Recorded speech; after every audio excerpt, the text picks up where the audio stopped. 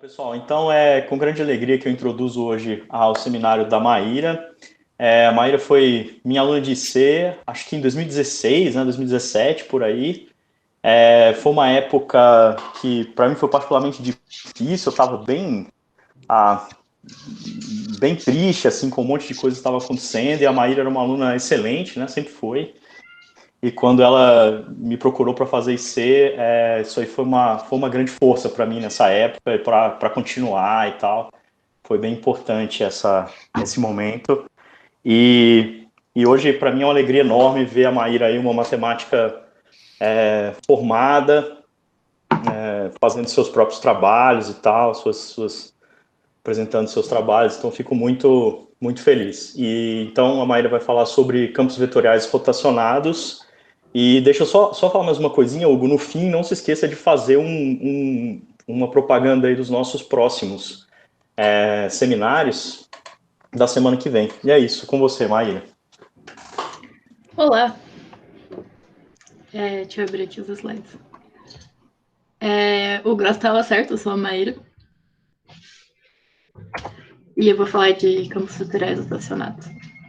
E eu plagiei o Hugo, só que agora é um cachorro.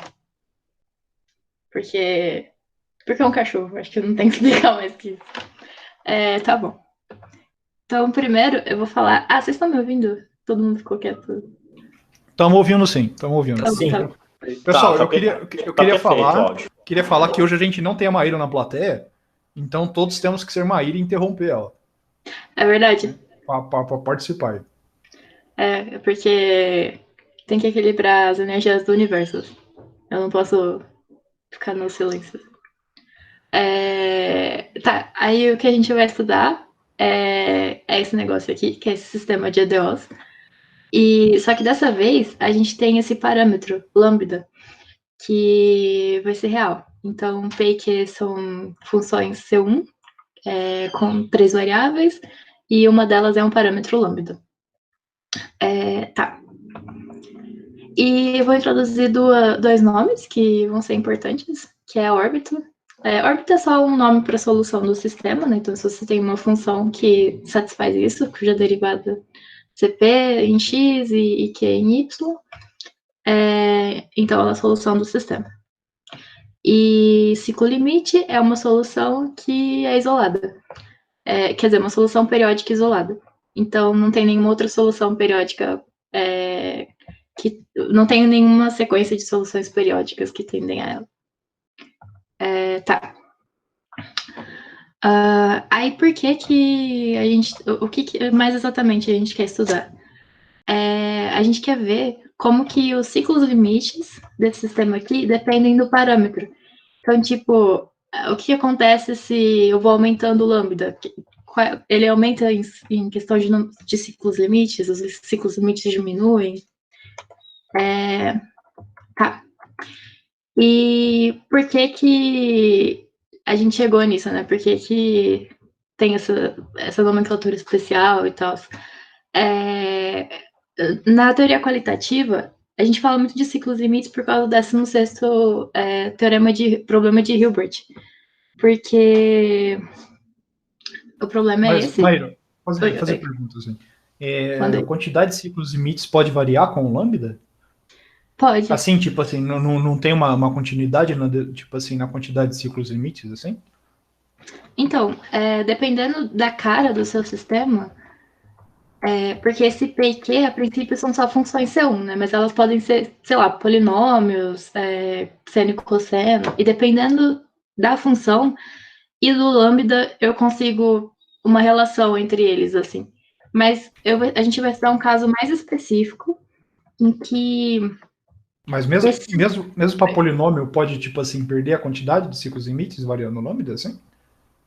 Como assim, perder a quantidade? Porque, tipo assim, você tem a quantidade de ciclos limites, aí você deforma o lambda. Tipo, intuitivamente para mim, quando você deforma o lambda, você só está deformando um pouco geometricamente o ciclo limite, assim. Mas o ciclo limite pode deixar de existir, assim? Variando o lambda? Ele pode deixar de existir, ele pode ser dividido. É porque, assim, você pode... Imagina que você tem ciclos limites que estão se aproximando, eles podem se fundir e depois diminuir a ponto de sumir, sabe? Tipo, pode acontecer essas deformações. Sei. Ah, ok. Não, beleza. Tá. Aí o 16º problema de Hilbert é esse aqui. Se a gente tem um sistema daqueles em que P e Q são polinômios, de grau no máximo n, a gente quer encontrar a relação entre ciclos limites e o grau desses polinômios. E esse problema não está resolvido, e ainda bem, porque o que eu estudo tem pouco a ver, assim. E é isso. Ainda bem não, seria legal que eu Deixa eu fazer uma pergunta. Por que esse nome, assim? Chamar soluções de ciclos limites e tal? Quer dizer, por que órbita e ciclo, assim? Por que órbita como solução e... Órbita eu não sei, mas acho que faz sentido com a noção de caminho, assim. Você pensa na órbita de um planeta, assim, que é o caminho que ele percorre, né? Quando você varia o parâmetro não, você varia o tempo t, você tem um caminho, né, sendo percorrido.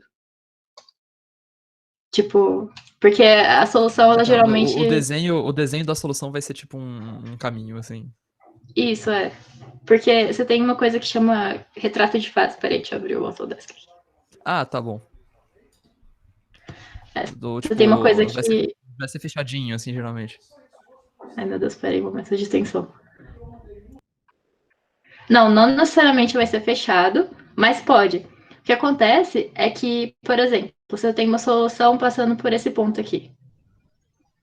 Ela vai percorrer um determinado sentido conforme o tempo t varia. Então, por exemplo, se o t cresce, como o sentido tá assim, quer dizer que os pontos vão caminhando para esse lado, sabe? Então, tipo, é um caminho, assim, entre aspas.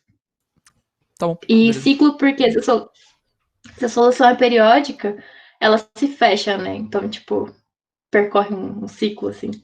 Em geral, as soluções são parecidas com ciclos. Beleza, obrigado. Coisas assim. Tá.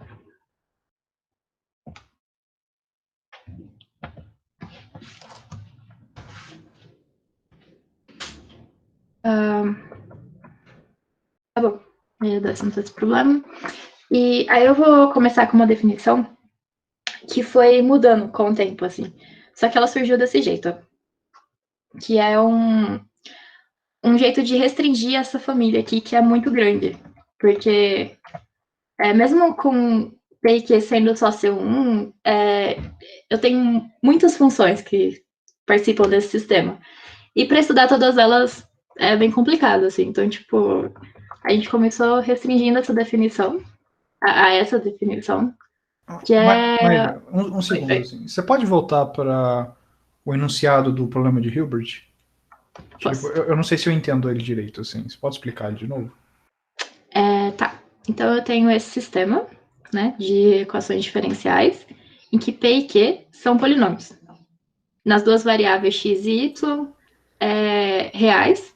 Eu deveria ter colocado aqui, né, reais. E eu quero saber como que a quantidade de ciclos limites depende do grau n, que eu chamei de grau máximo, que é o máximo grau entre o grau de P e Q.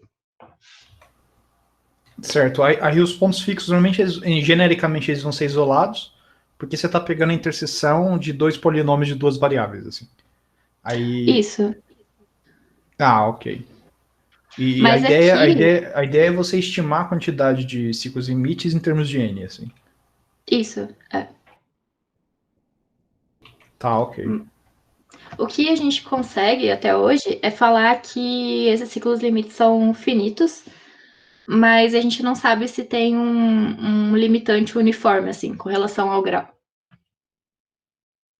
Ah, só sabe finitude, assim, não tem, tipo, nenhum upper bound, assim. Não. Nada explícito, assim. Porra, que louco. Legal. A gente sabe finito para função analítica. É mais geral que polinômio. Certo. Tá.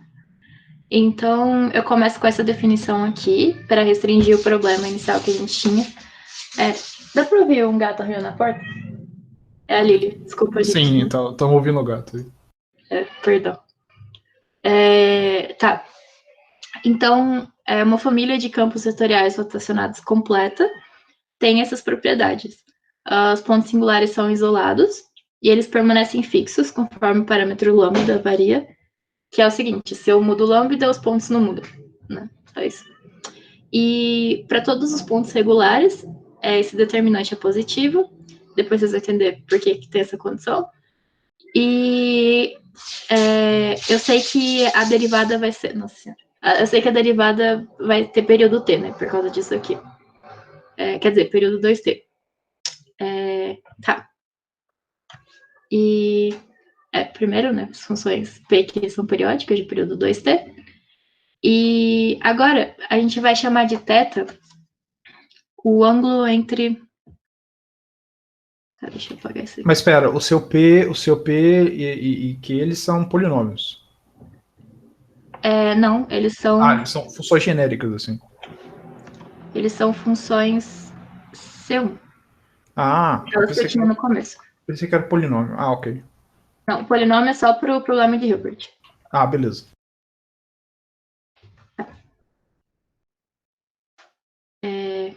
Nessa definição ainda é C1. Depois eu vou passar para P que é analíticas. Tá. Então aqui eu tenho um ponto qualquer e o vetor PQ. O θ é esse ângulo aqui. Beleza? Com relação ao eixo X. X daqui.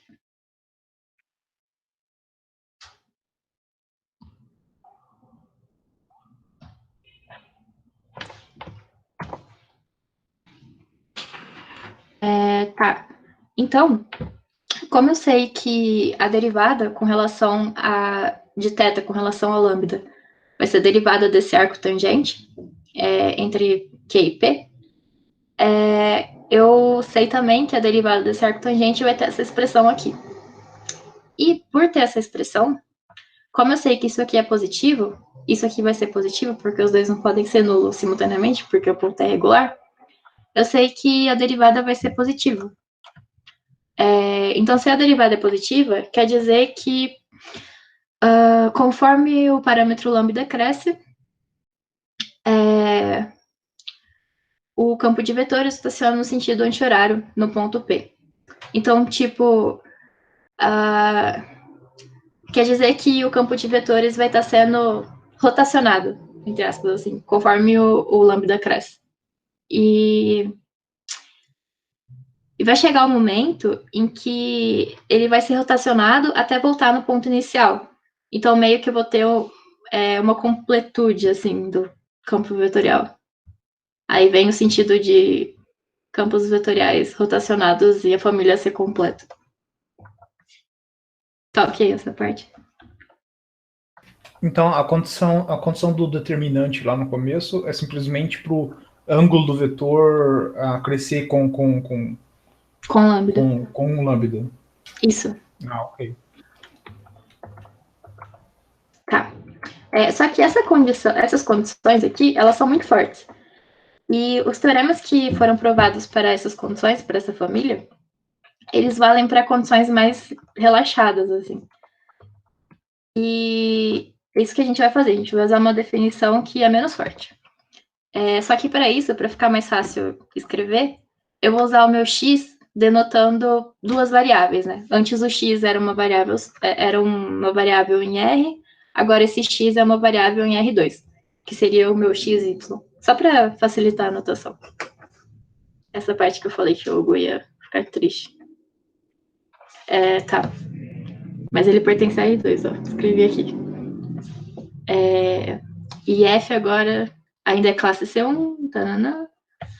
E eu sei que esse F lambda, ele define um campo de vetores, né? Porque se eu mudo a entrada, que é x, eu ganho um campo de vetores, Fx lambda. Então, eu ganho vetores relacionados a cada ponto me dá um vetor. Tá, aí essa é a nova definição, que é a mais relaxada, que se eu tenho F agora analítica, em D cartesiano I, onde D é conexo em R2 e é um intervalo. E eu tenho essas condições que são os pontos críticos em D permanecem fixos, que nem eu tinha antes. E para qualquer x0, lambda 0, nesse conjunto, com x0 regular, existe essa vizinhança e um x0, quer dizer, uma vizinhança de x0 e um epsilon positivo, tais que o produto vetorial entre esse vetor e esse vetor vai ser maior ou igual a zero, ou menor ou igual a zero. É sempre maior ou igual a zero, ou sempre menor ou igual a zero. Não quer dizer que pode ser. Porque isso aqui é sempre verdade, né? Ou ele é maior ou igual a zero, ou é menor ou igual a zero. Para x em D0 e lambda nesse intervalo. E o produto vetorial também não pode ser identicamente nulo para lambda pertencente aqui, ao longo de uma curva fechada.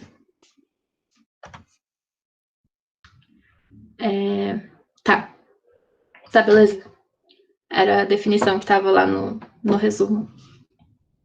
Então, tipo, qual que é a diferença? Antes eu estava falando que o determinante entre P e Q e a derivada de P e Q era maior que zero. Agora, é o produto vetorial. Desculpa, aqui eu deveria ter colocado... Não, tá certo. Aqui eu tô falando que o produto vetorial com relação a lambda zero e a um outro lambda. Então, tipo, não é mais esse aqui, né?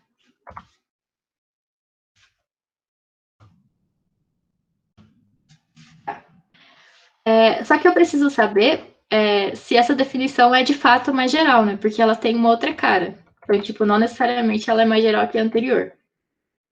Mas ela é, porque se eu falo que... Opa, perdão. Eu sei que 5 é válido, sei somente se isso aqui é válido. Ou seja, isso aqui era a condição que a gente tinha antes, então se ela é válida, 5 é válida, e vice-versa. E se 5 é válida, que é essa aqui, então,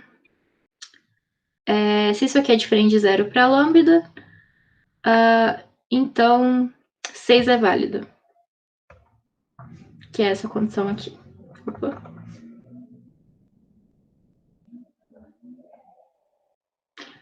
Você pode voltar na definição anterior, assim, para mim processar?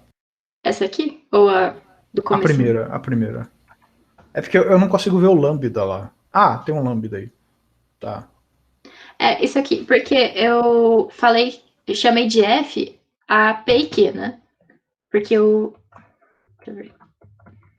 dxdt é igual a f de x lambda. Então, isso aqui é uma função em R2. Então, tipo, f é igual... Deixa eu escrever.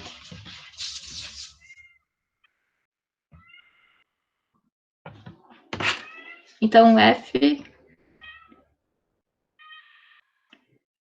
de x lambda vai ser igual a p de x lambda, que é de x lambda, né? Então, aquela condição de f x lambda, produto, com... Isso aqui, f lambda, é a derivada com relação ao lambda. De x lambda ser maior que zero... Eita. Lili, é equivalente a P, que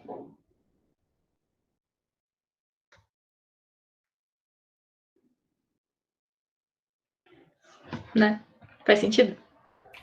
Sim, a diferença então é que, tipo, na segunda definição você tem o lambda 0 e o lambda separadamente, assim. Você meio que você não só a condição vale para lambda igual a zero, lambda igual a lambda zero, mas também com um pouquinho para o futuro, assim. Na outra condição, eu tenho que P de x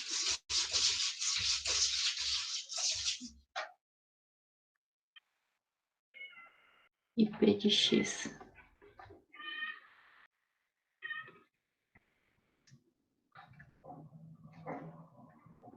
é maior ou igual a zero ou menor ou igual a zero.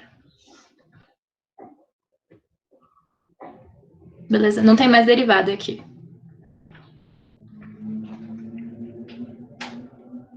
Tá. Beleza. Tá claro pra mim. Tá.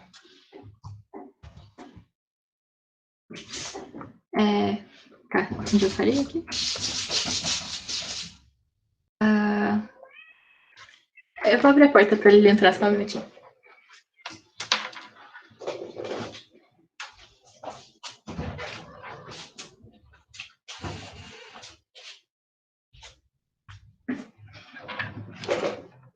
Pronto, acho que agora não vai ter gato. Arranhando a porta. Tá, então eu vou provar essa proposição para mostrar que aquela definição é de fato mais geral. Primeiro o item 1, né? Quero provar que se 5 é válida, 6 somente C, isso aqui é verdade. Então, voltando a... Ô, Lili! Foi mal, galera. Então, voltando à expressão 5, o produto vetorial disso aqui é maior ou igual a zero, 6 somente C. Isso aqui é maior ou igual a zero.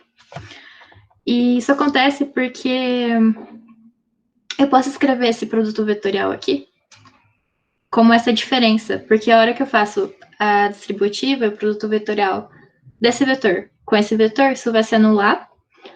Então, isso aqui é aquele... Então, isso aqui eu posso escrever como isso aqui. Dá para ver o meu mouse, a minha setinha? Sim. Tá.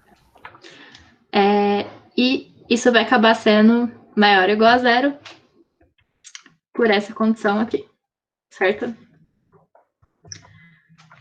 Se isso é maior ou igual a zero, isso acontece numa vizinhança do meu lambda zero, então eu sei que a minha derivada também vai ser maior ou igual a zero, né, por continuidade.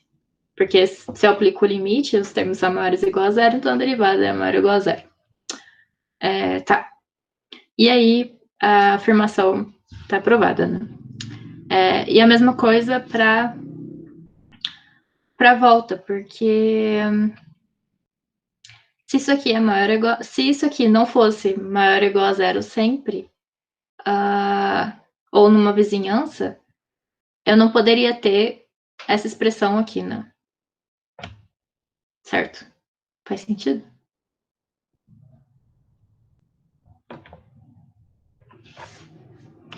Tá. Agora, eu vou assumir um verdadeiro. Eu vou provar a volta. Então, eu estou assumindo... O que tem um?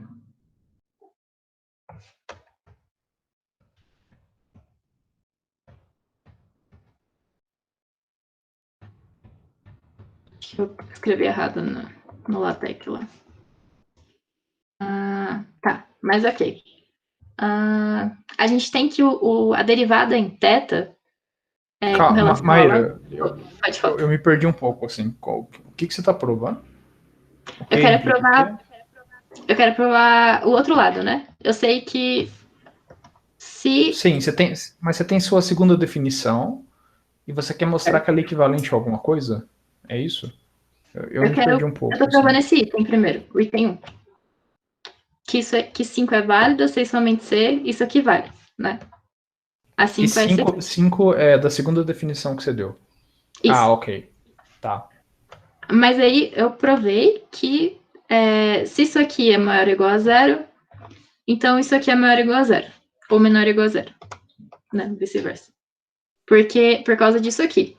Então, a hora que eu for fazer o limite lá da derivada, aquele limite vai ter que ser maior ou igual a zero, porque essa diferença, esse produto vetorial é sempre maior ou igual a zero. Uhum.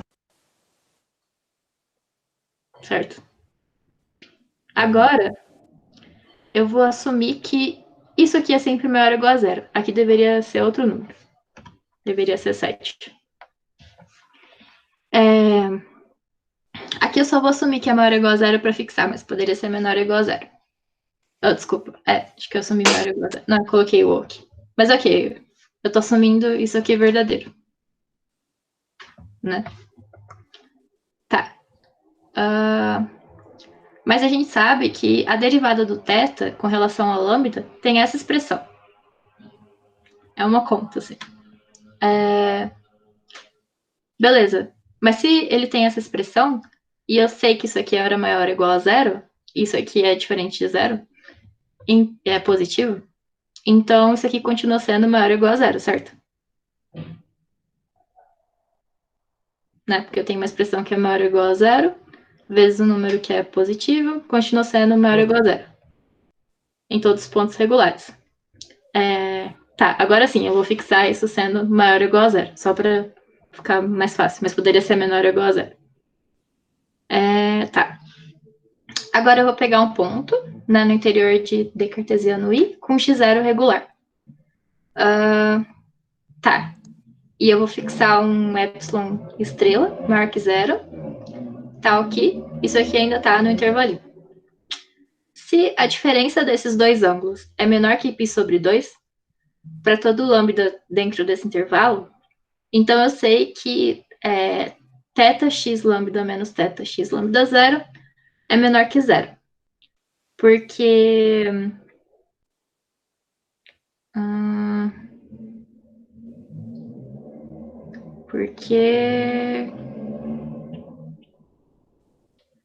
eu sei que a derivada era positiva e eu sei que esse lambda vai estar crescendo. Não, ao contrário. O ângulo deveria ser maior.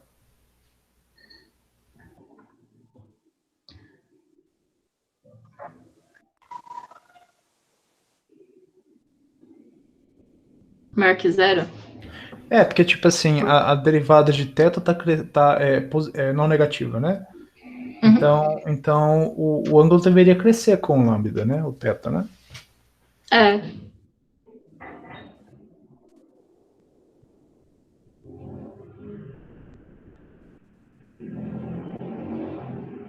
Que você pegou lambda maior que lambda zero, né? E derivada em lambda positiva. Uhum. Então, eu acho que essa diferença é maior que zero, né? Diferença Eu acho que x sim, lambda, também. x lambda zero.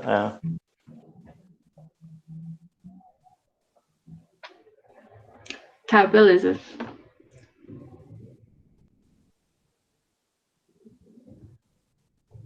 Mas acho que o argumento não depende disso, né? Você pode supor que a derivada tem qualquer sinal aí e deve ser o mesmo argumento. É como se ela estivesse provando o caso onde o θ O caso onde a derivada é menor igual a zero. negativa. Isso, isso. Tá. Não, mas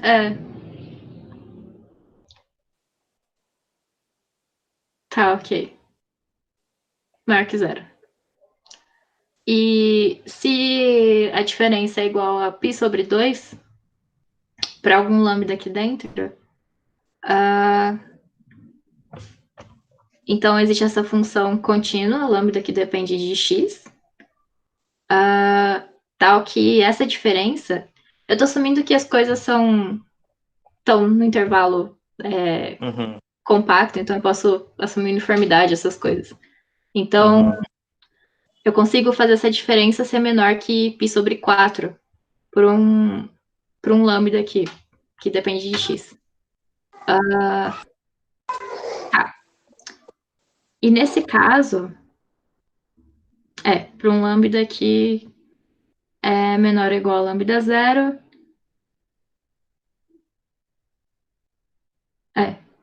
tá, para qualquer lambda que está aqui. Eu só quero dizer que se a diferença for igual a π sobre 2, eu posso mexer um pouco no lambda para a diferença ser um pouquinho menor, sabe? Tá. Deixa eu ver se eu entendi. Para cada x você tem um lambda, você fixa um lambda, e depois você constrói uma função contínua usando uniformidade, assim, argumento de compacidade, que Isso. de forma meio que tipo o lambda depende continuamente de x, assim. É. Ah, ok. Tá. Ok. Então, vai existir uma vizinhança de x0, tal que essa diferença é menor que π sobre 2, por um lambda pertencente a esse intervalo. E nesse caso, como a diferença é menor que π sobre 2, e aqui vai ser maior que zero, de fato, porque tem esse lado da desigualdade. Tá, ok, tem que mudar lá depois. Tá, então se essa diferença é menor que π sobre 2 e maior ou igual a zero, e eu sei que a tangente desse θ é igual a essa expressão aqui, então eu sei que essa tangente vai ser igual a essa expressão, que é igual a essa expressão, e esse produto vai ter que ser, aqui teria que ser maior ou igual a zero. Porque se o ângulo está entre 0 e π sobre 2, a tangente dele vai ter que ser maior ou igual a zero, né? E isso aqui é igual a uma coisa que é positiva vezes uma coisa que é positiva. Beleza? Uhum. Beleza. Tá. Então a gente provou o item 1. Agora a gente quer provar esse item 2 aqui. Que se isso aqui é não identicamente nulo, para a lambda pertencente ao intervalo, ao longo de uma curva fechada não trivial, então 6 é válido. 6 é isso aqui. Tá, então quero dizer que se isso aqui é não identicamente nulo com relação à derivada, isso aqui é não identicamente nulo com relação a lambda zero diferente de lambda.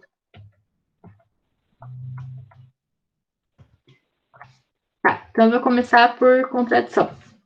E nota que aqui não é mais um 6 somente C, né? Aqui é só se isso aqui é válido, vale 6. Então, comparando a sua primeira definição e a segunda, o item 1 é essencialmente equivalente, né? Uhum. E o que a diferença acontece assim é no item 2, né? Isso. Só que essa definição, desculpa, essa proposição, ela prova mais coisas do que a gente precisa, né? Porque você vê que lá os pontos singulares, eles são isolados, né? Aqui eles não precisam mais ser isolados. Por isso que a gente pode ter essa possibilidade do caminho. Mas tipo assim, você só garante que pontos fixos preservam fixos, mas tipo assim, os pontos fixos poderiam ser uma curva. Pode. Tu pode ter curvas de singularidades, não precisa ser isolados. Isso, só que esse produto aqui não é identicamente nulo para uma curva. Então a gente não pode ter uma curva identicamente nula por consequência, né? Então os pontos vão ser isolados, de fato. Não, porque você poderia ter uma curva que não é fechada, né? Identicamente nula. Ok. Você poderia ter curvas abertas de pontos fixos, mas não fechadas, é isso? Isso é. Ok. Beleza. Tá. Então eu vou supor aqui que 6 não é verdadeiro. Que eu já esqueci quem era 6. Isso, 6 não é verdadeiro. Tá. Então, se 6 não é verdadeiro, existe uma curva fechada. Aqui, em variante, eu vou só ignorar essa definição por enquanto, mas finge que ela é só uma curva fechada. Não trivial, que eu vou chamar de L lambda zero, de F lambda zero, né, que é o campo de vetores com relação a lambda zero. E uma sequência, lambda n maior que lambda zero, com lambda n aqui, deveria ter colocado, tendendo a zero, tal que esse produto vai ser igual a zero para x pertencente à curva, certo? a contradição da minha hipótese. Essa curva L é a curva algébrica? É uma curva. É uma curva. Ok. Curva algébrica, vai. Tá. E. Beleza. Só que se isso aqui é igual a zero, para x pertencente a L, quem é 8? 8 é isso aqui.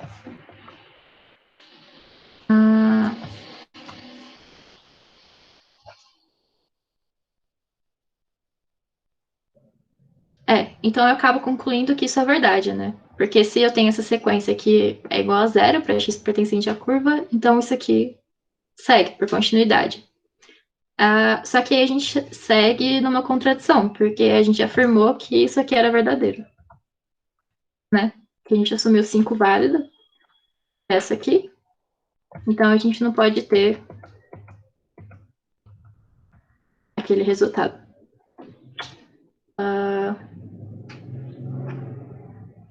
Certo. E agora, para provar que a recíproca não é válida, a gente vai considerar esse contra-exemplo, que é a família desses campos de vetores, dada por f de x lambda, igual a esse aqui.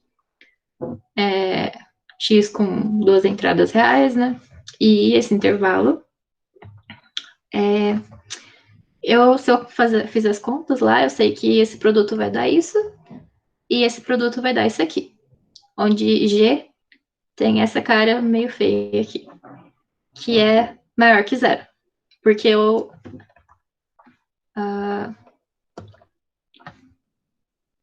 porque...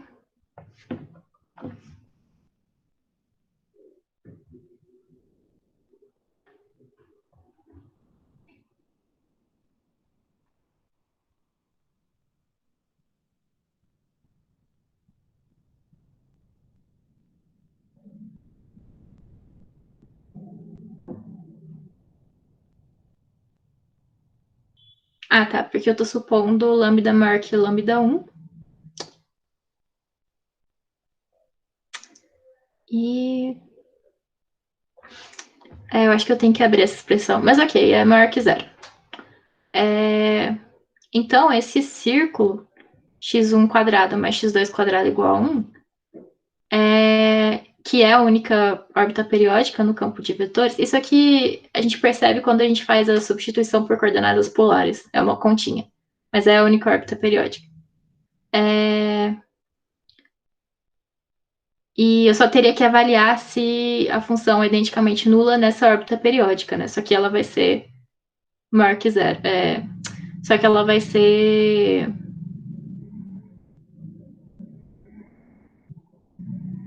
ela vai ser maior que zero, então isso aqui teria que ser menor que zero. E... Como que é a história? E esse produto aqui... Esse produto é menor que zero. Teria que dar o sinal trocado. Onde eu estou confundindo aqui. Lambda 1 é menor que lambda 2. Esse aqui é menor que zero. Isso aqui é maior que zero. Enfim, se você conferir a conta e eu corrigir alguma coisa, deve estar errada aqui no meio, vai dar o sinal trocado. É isso. Aí aqui tem a substituição das coordenadas para provar que é a única órbita periódica. E é isso. Então a gente tem um contra-exemplo e aí não vale a volta. De fato, é só um lado dessa afirmação que vale. Dá para acompanhar mais ou menos essa conta que está confusa aqui no final?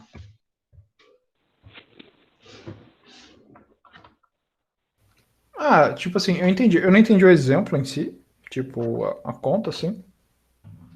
Mas a heurística, assim, do que ocorre tá pra mim claro, assim. Tá bom, mas é porque eu tenho que fazer... Oi.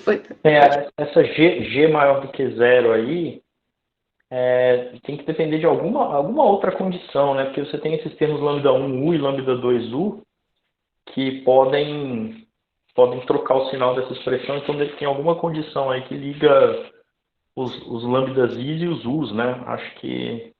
Mas Então, fora é que isso... esse, Aham. é que esse U, se eu não me engano, é esse círculo. Eu deveria ter colocado aqui. Tá. Mas, se eu não me engano, é a expressão do círculo. É alguma coisa que é positiva, eu acho. Tá. Não, mas deu para entender. É só essa G aí mesmo que pelo menos formalmente eu não vi de onde que ela é maior que zero. Mas se você colocar a expressão da F lambda 1 e lambda 2 aqui, dá para fazer essa fatoração assim. Tá, Aí você acha tá. a G. Tá. Ah, tá. A ideia é obter explicitamente mesmo, não usar. Tá jóia, tranquilo.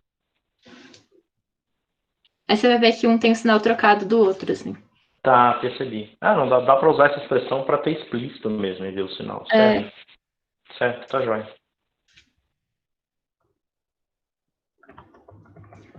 Bom, é isso. Eu coloquei pouca coisa porque acho que não posso dar tempo de falar muito, mas aí no próximo seminário eu vou provar mais um teorema que fala em si dos ciclos limites. E aí, essas aqui foram as referências. Esse aqui é o paper que fala sobre campos vetoriais rotacionados. E esse aqui é um livro muito bom, do Libre, Jaume e esse Arteza aqui, que fala sobre teoria qualitativa e tem um monte de coisa, ele é super didático, assim, se alguém tiver interesse. E eu usei ele para falar desse comecinho aqui da intuição da definição. E é isso, obrigada.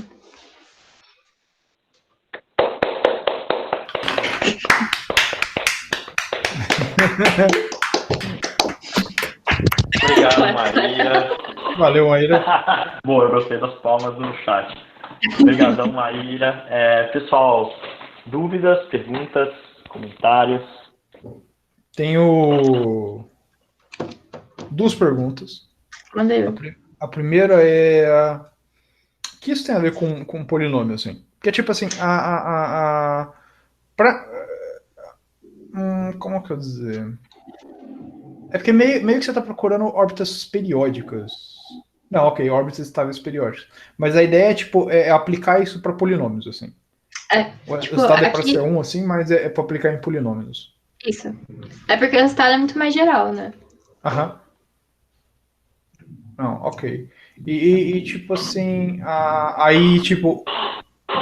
e o que isso tem a ver com quantidade de números de ciclos limites, assim? O que você vai conseguir controlar com essas hipóteses, assim, em relação a ciclos limites? Então, o próximo teorema, ele vai falar de como os ciclos limites variam com o lambda.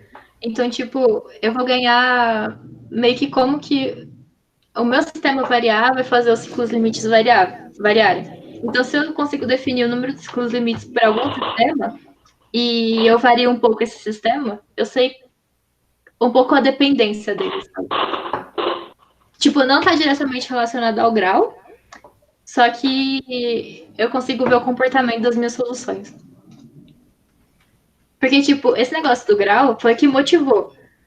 Só que os estudos do comportamento, dos ciclos relacionados ao sistema, tipo, não tá só preso no grau, né? E, tipo, esse Libra aí é um rapaz famoso, assim, né? E eu vi falar, assim, que ele provou alguma coisa do Teorema de Hilbert, de fato. Ele foi ele que provou o negócio da finitude, assim? Não. Assim? O que ele fez, assim? Não sei, mas não foi ele que provou o negócio da finitude. Okay. Nossa, ele provou muita coisa. É todo o paper que eu pego quase dele, assim, pra ler. Legal. E ele é muito quieto. Nossa, é difícil conversar com ele. Mas ele é gente boa. Da hora. Voltando nessa culpa, Hugo. Não, pode prosseguir, Graça. Voltando nessa primeira pergunta do Hugo aí, esse negócio tem muita cara de estudar posição relativa de cônicas, no caso de polinômios. Posição relativa de cônicas em P2.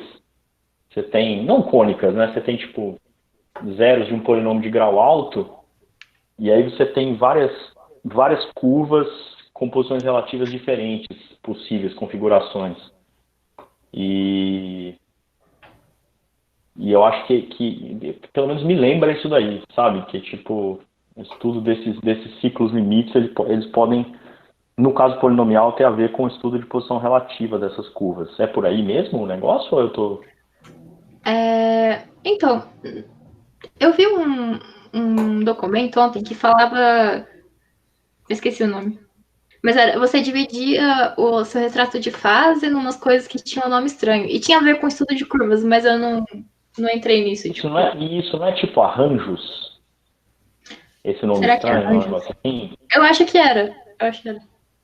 Então eu acho que é relacionado com esse negócio de você ter diferentes posições relativas. Esses arranjos, eles são tipo um estudo qualitativo de curvas em P2.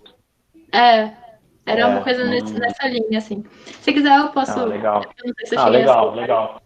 Não, porque tipo, eu sinto que tem uma relação com esse negócio, eu só não sei como, qual, mas...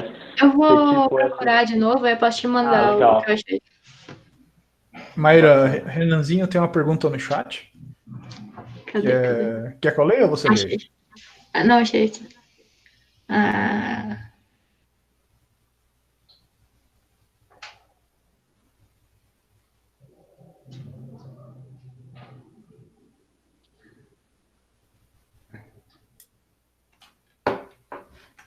Então, se você olhar na condição que... Eu restringi muito essa condição, né, na definição do teorema. Tipo, eu não tenho mais só R3, eu tenho que ela é analítica em D cartesiano I, né, que era um conexo cartesiano intervalo. Então, isso nem precisa dar uma variedade, dependendo do conexo que eu tiver.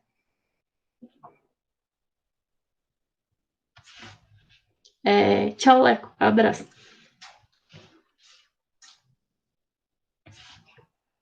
Maíra, posso fazer uma pergunta? Mandei. Você consegue dar, tipo, uma heurística geral, assim, caso você já tenha estudado isso, de como essa classe simplificada, assim, te ajuda a estudar melhor esses ciclos limites, essa dependência do parâmetro lambda? Eu vou entrar em mais detalhes nos ciclos limites no próximo seminário, mas eu posso te mostrar o enunciado dos teoremas. Talvez te clareie um pouco mais. Manda ver, acho que é legal. Olha o spoiler. É errado dar spoiler. Não, Hugo, isso é Tudo bem, mas cliffhanger. Eu quero. Ó, vou avisar, alerta spoiler. Eu quero ver também. Mostra aí. Eu quero. Calma, gente. Eu troco todo o nome dos papers que estão salvos no meu computador por nomes intuitivos, assim, porque senão eu não acho.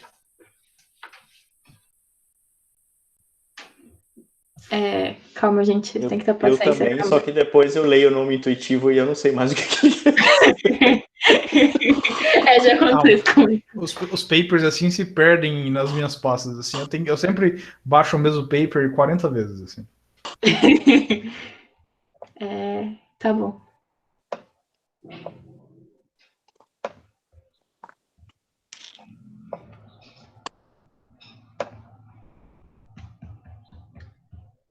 Esse aqui são outras definições que tiveram no meio do caminho, né? Eu dei a última e a primeira. Mas, tipo, tem umas variações, assim. São todas menos gerais do que a última que eu dei.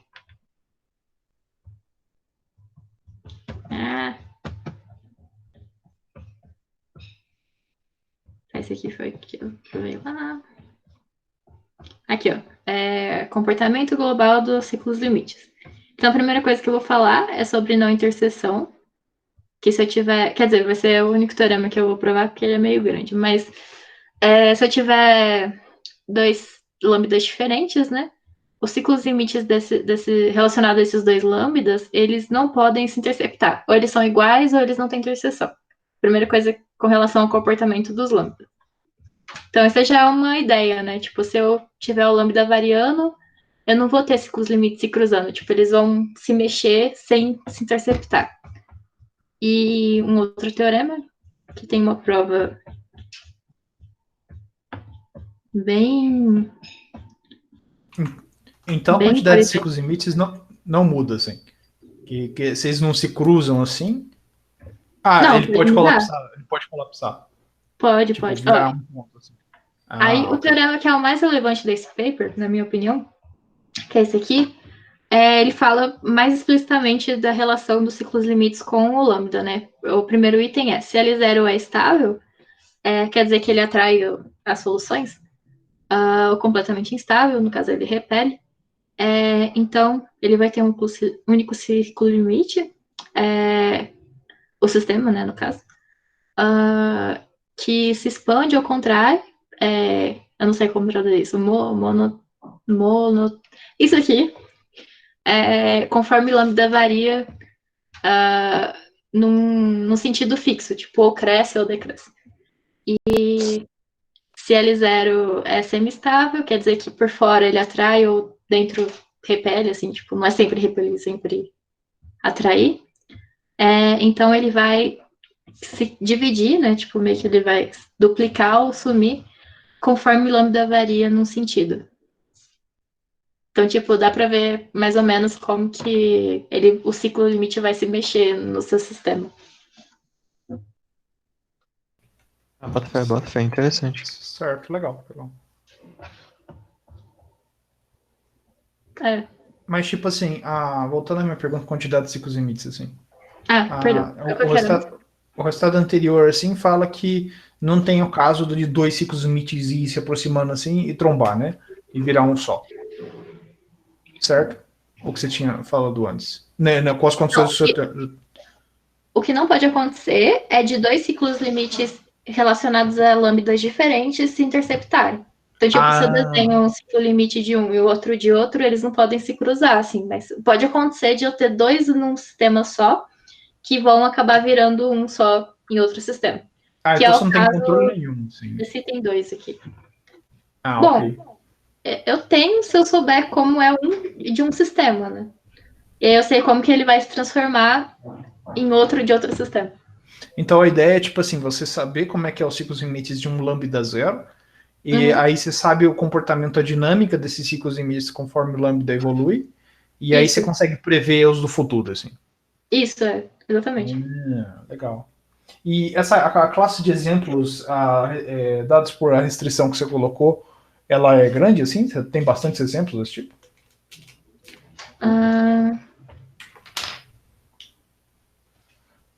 Então, eu não sei, porque eu não cheguei a ver exemplos desses casos, porque eu usei esses teoremas para estudar a demonstração de um outro teorema que entra no paper do Libre lá. Então, tipo, eu estava estudando uma família muito específica que na prova do estudo dessa família usava um teorema, cuja prova desse teorema usava esse teorema.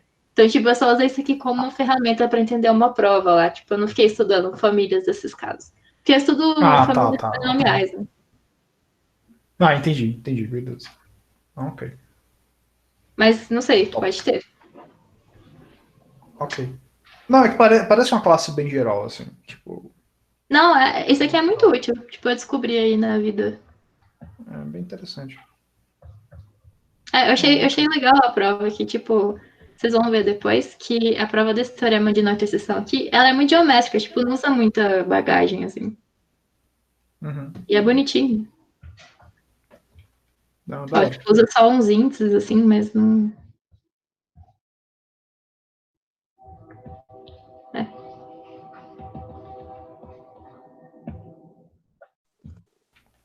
Tem mais uma... Renanzinho, pergunta do Renanzinho no chat aí.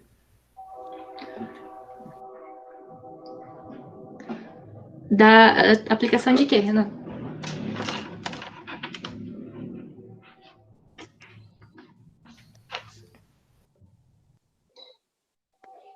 Eu posso mostrar o exemplo que é na prova do teorema que eu tava estudando lá.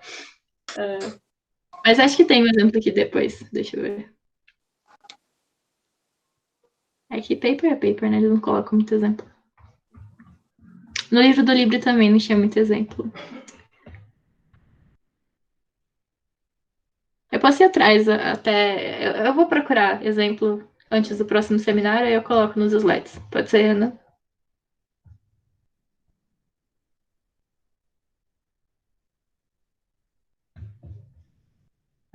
Aqui ele não dá exemplo, né?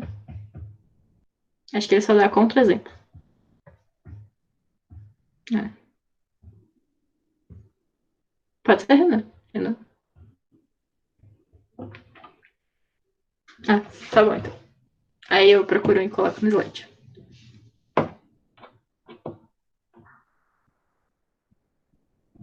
O que o Auric falou?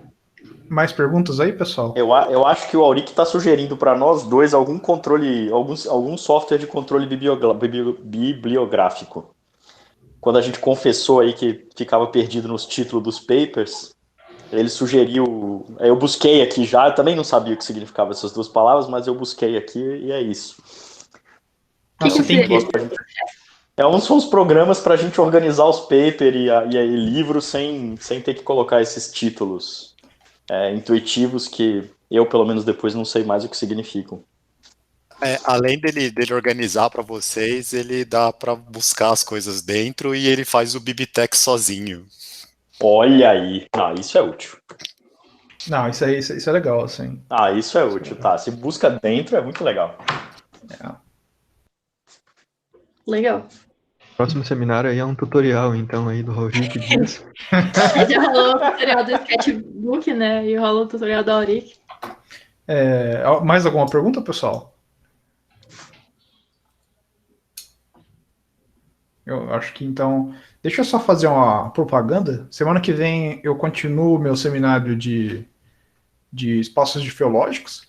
E na semana seguinte é a Maíra de novo. Ela vai continuar a apresentação dela. E depois disso, assim, é segredo. Eu não vou contar.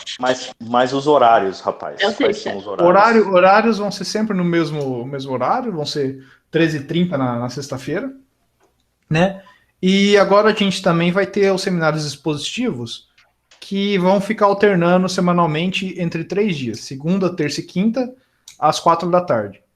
Semana que vem a gente vai ter o seminário do Tico, que provavelmente vai ser em Machine Learning, ele não me deu muitos detalhes, que vai ser expositivo no sentido que é acessível a todo mundo, assim, né? Inclusive aos bichos, etc.